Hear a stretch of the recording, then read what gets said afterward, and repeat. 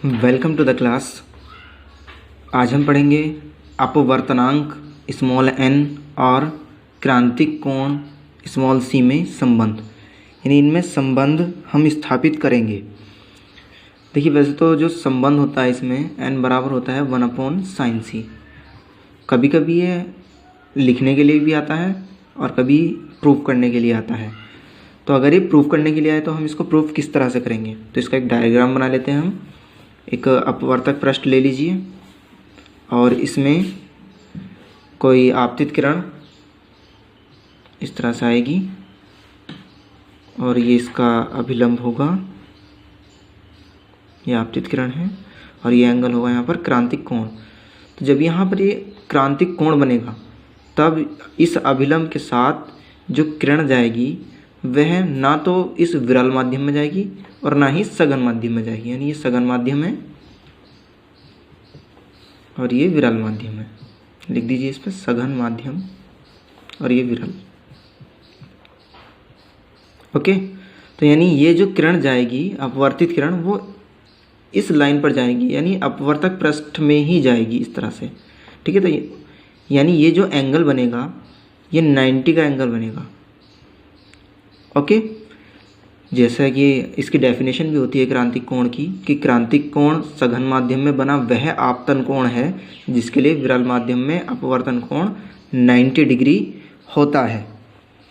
ठीक, तो इसमें लिखेंगे हम, इसको हम कह रहे हैं माध्यम 1 और इसको कह रहे हैं हम माध्यम 2।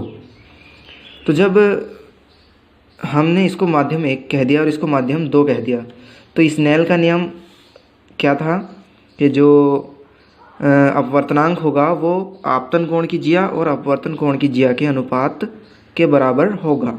यानी यहाँ पे लिखेंगे हम स्नेल के नियम के अनुसार, स्नेल के नियमानुसार।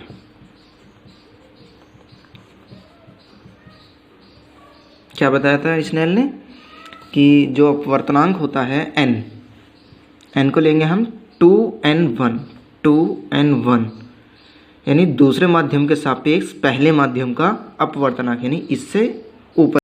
तो स्टूडेंट, यहाँ पर जो आपतन कोण है वो होगा c और जो अपवर्तन कोण है अपवर्तन कोण यानी r वो होगा 90। क्लियर, तो इक्वल लगेगा sin i बटे sin r।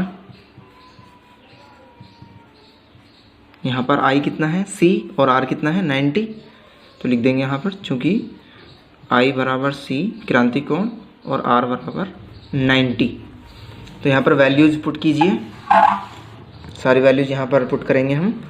तो यहाँ पर आया हमारे पास sin I यानी sin C बटे sin R यानी R की जगह 90 और sin 90 की वैल्यू कितनी होती है 1, तो sin C अपॉन 1, तो ये 2n1 की वैल्यू है। अब 2n1 कितना आ गया टोटल हमारे पास 2n1 इक्वल आ गया हमारे पास ओनली साइन c। इसको इक्वेशन नंबर 1 हमने कह दिया। लेकिन हमें क्या चाहिए, हमें चाहिए 1n2 यानी पहले माध्यम के सापेक्ष दूसरे माध्यम का अपवर्तनांक चाहिए। क्लियर, तो इसके लिए हम जानते हैं, ये हमें फाइंड करना है। तो हम जानते हैं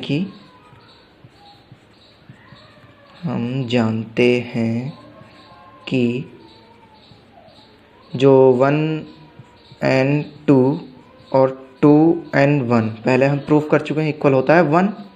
क्लियर, यहाँ पर 2n1 की वैल्यू कितनी है 1n2 ऐसे ही इंटू 2n1 की वैल्यू कितनी है sin c, तो यहाँ पर sin c लिखेंगे और इक्वल 1।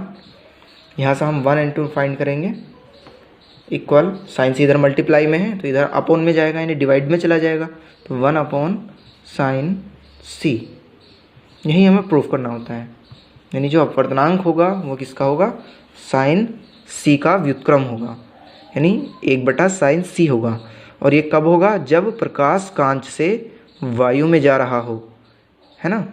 तो वायु के सापेक्ष कांच का अपवर्तनांक भी कह सकते हैं इसको। और इस बात का ध्यान रखना कि जो कांच और वायु है उनके लिए जो क्रांतिक कोण होगा वो होगा 49 डिग्री 49 मिनट। किसके लिए है ये, कांच और वायु के लिए क्रांतिक कोण 41 डिग्री 49 मिनट, और जल वायु के लिए जो क्रांतिक कोण होता है वह होता है 48 डिग्री 39 मिनट। ये किसके लिए होता है? ये होता है जल और वायु के लिए। और ये किसके लिए है? ये कांच और वायु के लिए है। यह है कांच और वायु के लिए, और यह है जल और वायु के लिए। ओके, तो स्टूडेंट आज के लिए इतना ही काफ़ी है। Thanks for watching this video.